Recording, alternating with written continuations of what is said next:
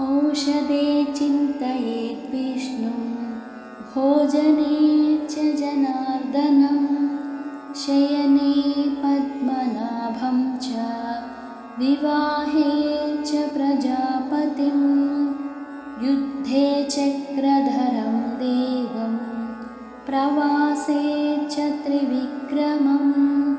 नारायणं तनुत्यागे श्रीधरं प्रियसङ्गमे दुःस्वप्ने स्मर गोविन्दं सङ्कटे मधुसूदनं कानने नारसिंहं च पावके जलशायिनं जलमध्ये वराहं च पर्वते रघुनन्दनं